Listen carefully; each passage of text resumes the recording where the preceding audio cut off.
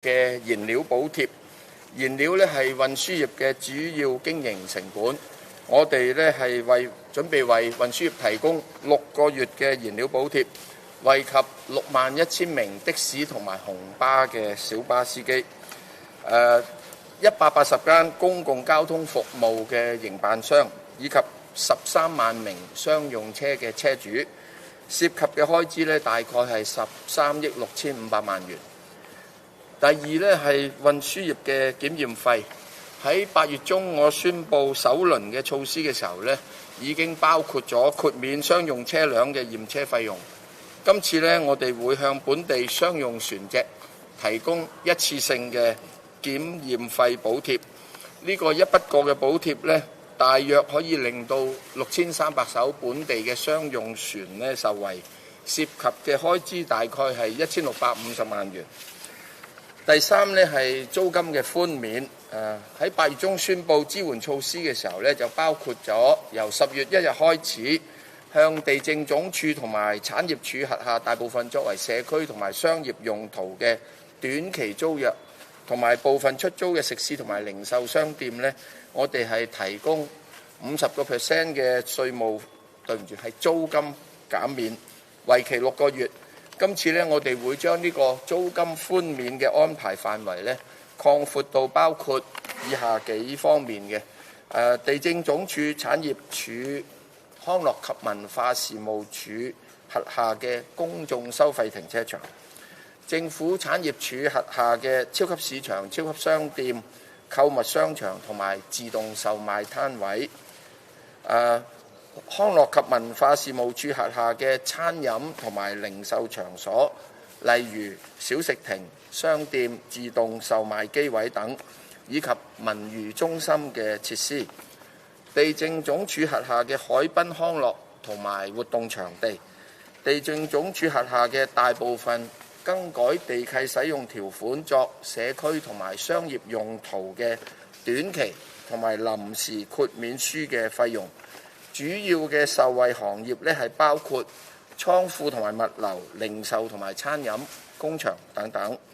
呢啲寬減嘅安排咧，同樣生效日期咧係今年嘅10月1日，涉及嘅開支大概係6億元。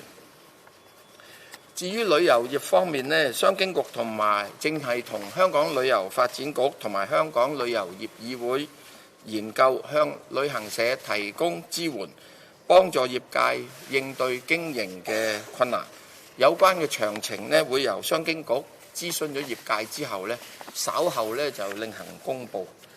今輪嘅支援措施涉及嘅總開支大概係20億元，當中部分需要額外資源嘅呢，我哋會盡快向立法會申請撥款，並且全力跟進各項措施嘅落實，盡快令到市民受惠。喺過去幾個月，我一再強調咧，我哋需要注意本地嘅經濟動力放緩，正係步入技術性衰退。喺現時經濟面對較大嘅下行壓力嘅時候，不論企業或者打工仔咧，都需要更加多嘅支援。雖然推出多輪嘅支援措施，令到政府出現財政赤字嘅機會增加，但係政府嘅財政實力穩健。我哋會善用多年累積落嚟嘅財政儲備，適時推出逆周期嘅措施，刺激經濟、紓解民困，同市民一齊抵禦今次嘅經濟下行嘅風浪。我亦都喺呢度呼籲社會各界同心協力，守望相助，共同面對我哋現時經歷嘅經濟挑戰。我特別呼籲今次獲得租金寬減嘅停車場營運商，將有關嘅寬減呢同停車場嘅使用者分享，令到運輸業界同埋一般嘅停車場使用者，即係車主，都能夠從中受惠。我亦都呼籲更加多嘅業主同埋發展商響應政府嘅號召，積極推出租金減免嘅措施呢，嚟到幫助租客。尤其是嗰啲喺今次經濟下行壓力之下最受影響嘅行業，例如零售、餐飲、旅行社、運輸、物流等等。睇下大家有啲咩問題嚇。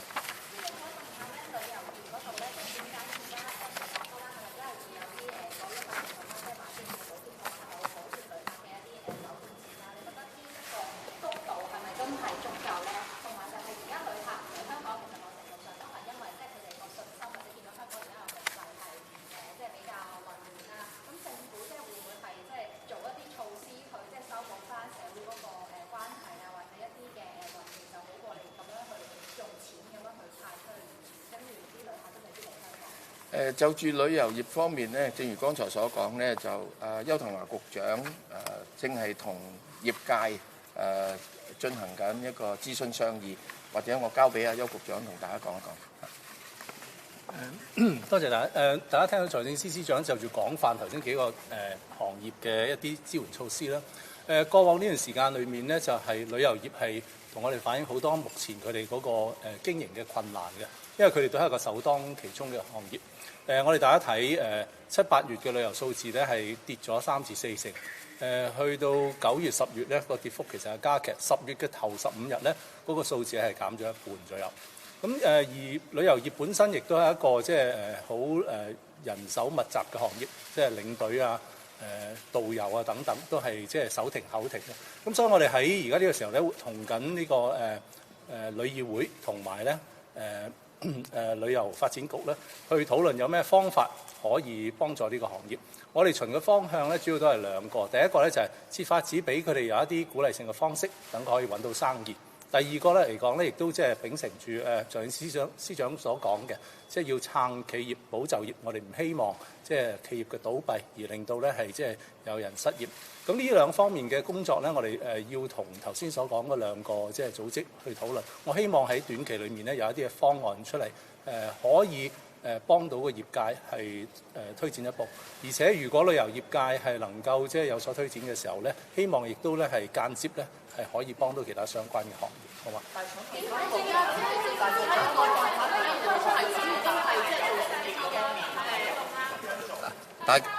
請大家等下，大家逐一位嚟好唔好？如果唔係聽唔到答唔到，咁先到呢邊先啦，好唔好？你好，我想問翻咧，點解政府要支援各車款咧去推出呢啲支援措施，而唔係一次過咧？同埋依家立法會嘅情況咁樣樣，究竟你有咩把握係可以咁多輪嘅措施都過到立法會，係真正將啲錢用到市民嘅？多謝你嚇。大家見到咧，我哋由8月中開始咧，就分幾輪咧，就將唔同嘅支援措施咧，就逐步出台。咁咧呢個咧就正如之前所講咧，我哋推出呢啲支援措施嘅時候咧，都係動態咁評估緊我哋經濟下行嗰個影響，亦都隨住事態嘅發展，究竟嗰個困難喺邊一啲行業，喺邊啲方面，針對性咁咧，我哋去推出一啲措施嚟到支持。剛才你提到立法會裏面可能我哋遇到嘅困難，我哋都知悉嘅。但係咧，我相信咧就立法會議員都同大家一樣，見得到咧，我哋而家個經濟咧正係面對相當大嘅困境啦。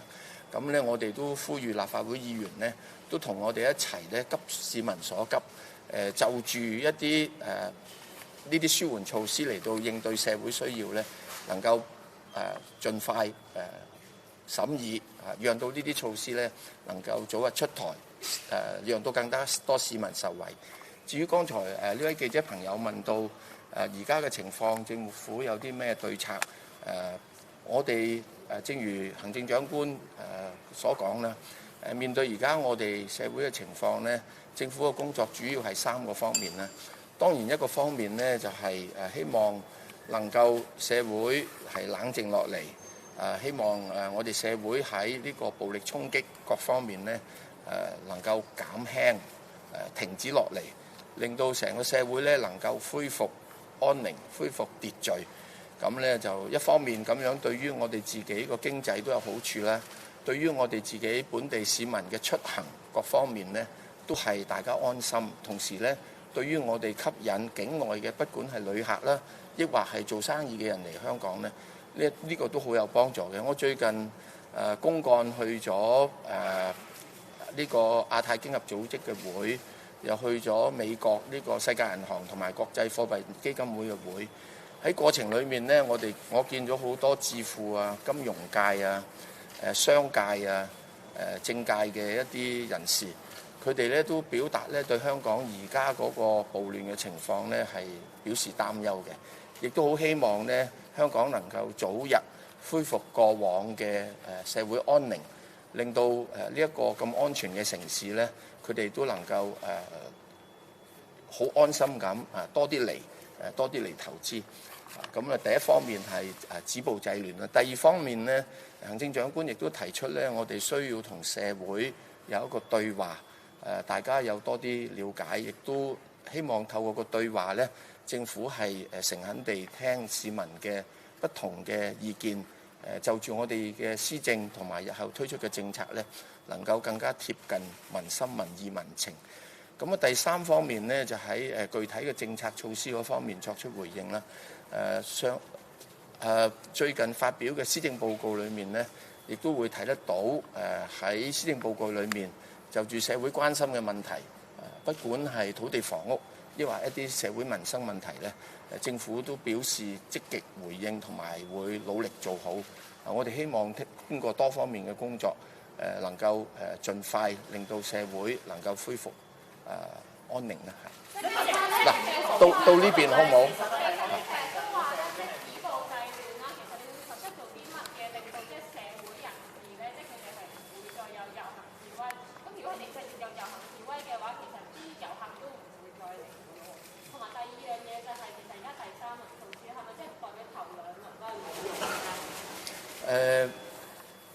我哋要安靜落嚟呢，一方面政府要努力啦，另外一方面呢，亦都要市民各位市民睇到呢個需要，同我哋大家一齊認為呢一個都係對住香港最好嘅時候呢，希望大家都能夠平心靜氣，有啲咩問題，有啲咩唔同意見，有啲咩訴求呢，大家都係可以傾嘅。頭先我講嗰幾點呢，我就唔再重複啦。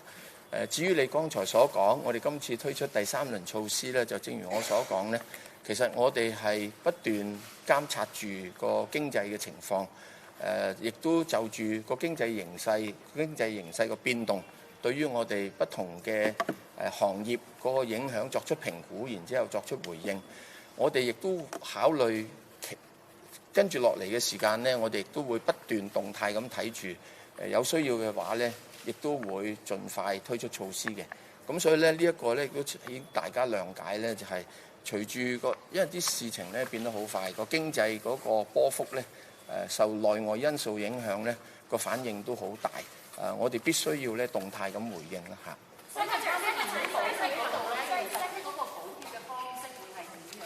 即係佢哋到底係佢哋實報實銷啊，定係會點樣去補貼佢哋咧？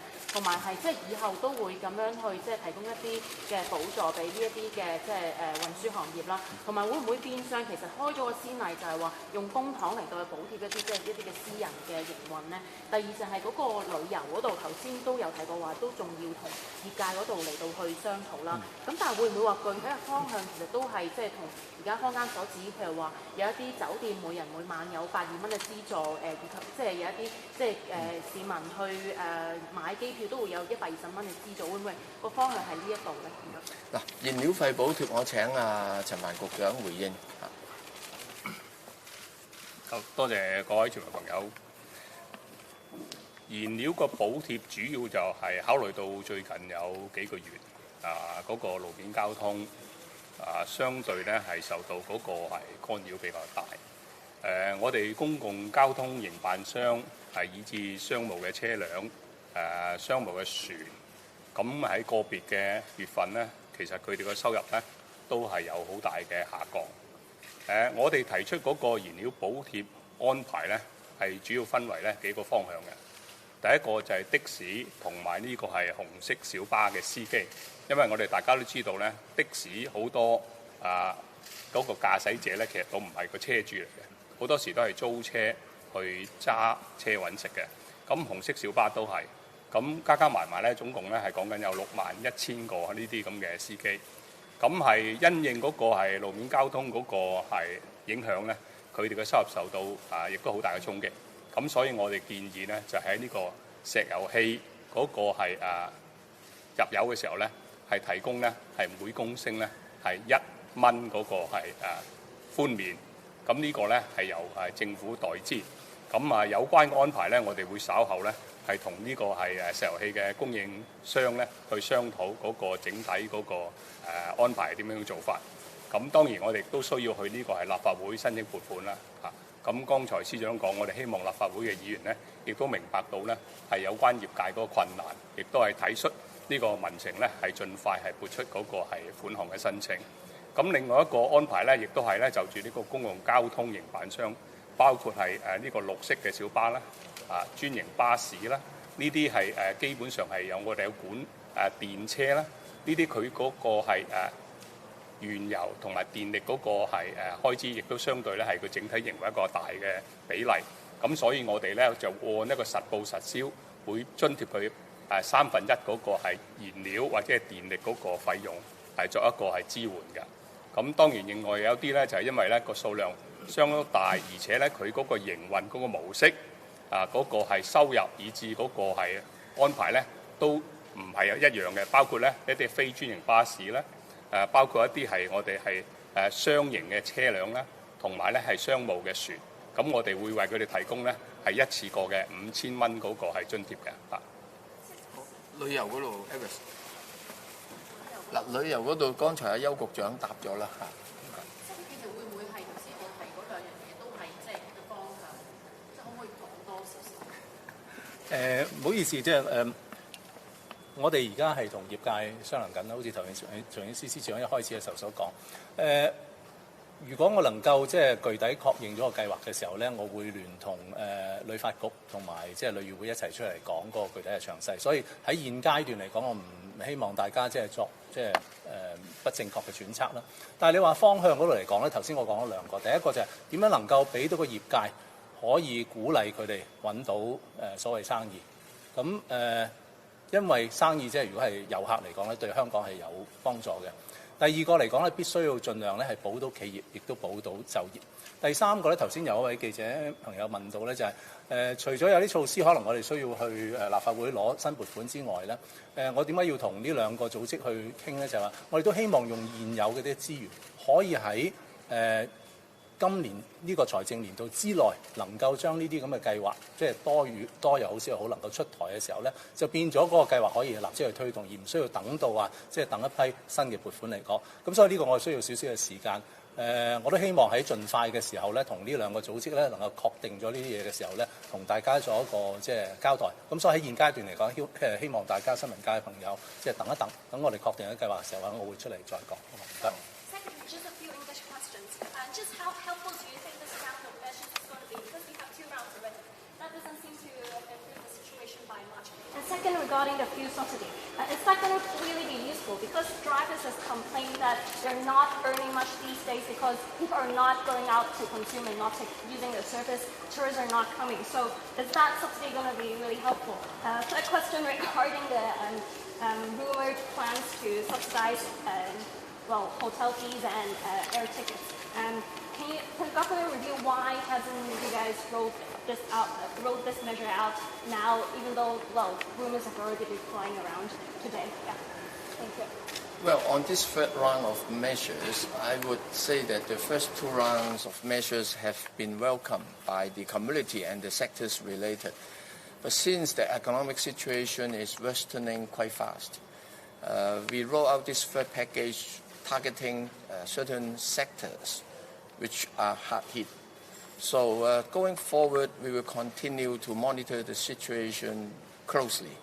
And if there are areas that require further assistance, we won't hesitate rolling out additional measures to help.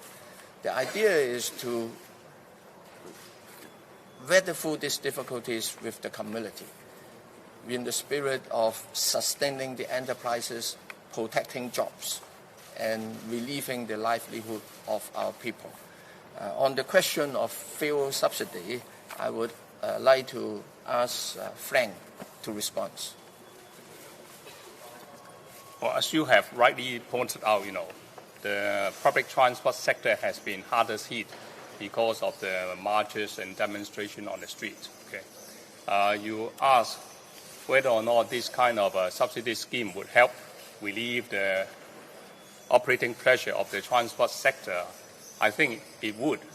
But more importantly, if society could come to harmony with less demonstration and perhaps stoppage of violence, and that would even help more than we can offer.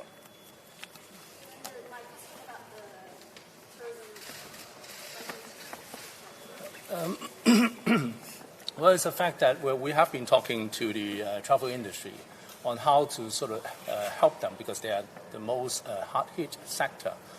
suffering from a loss of business as evident from the very drastic reduction of tourists coming to Hong Kong. But you may appreciate that I cannot comment on rumors which might be speculating what sort of measures that we are rolling out. But we should be in a more or less the final stage of agreeing with the industry on in what way we can help them.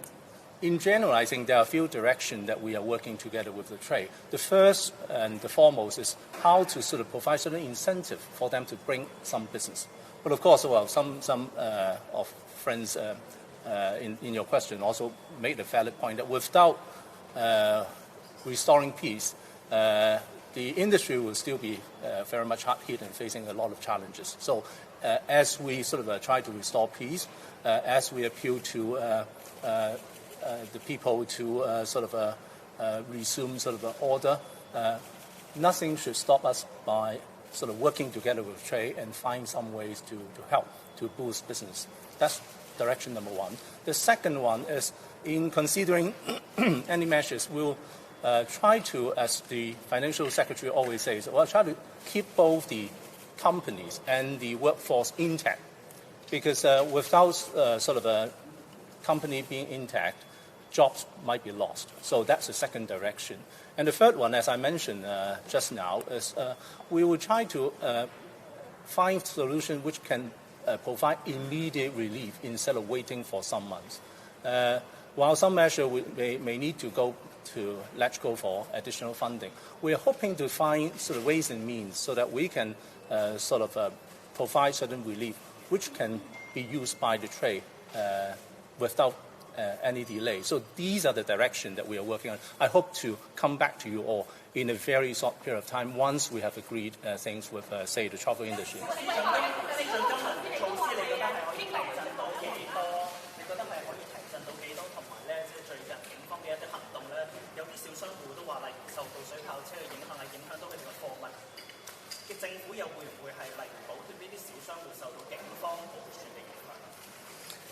今次咧，我哋推出嘅措施大概係20億度啦嚇。上次8月嘅時候大概191億啦，再加埋年初我哋講預算案嘅時候嗰400幾億咧，合共咧對個經濟嘅提振力咧大概係2%左右嘅。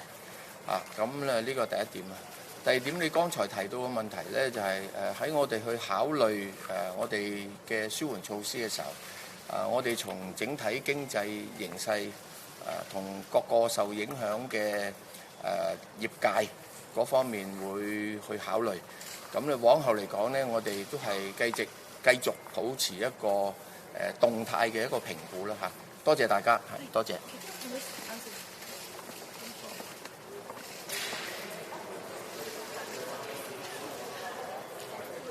差点说的什么？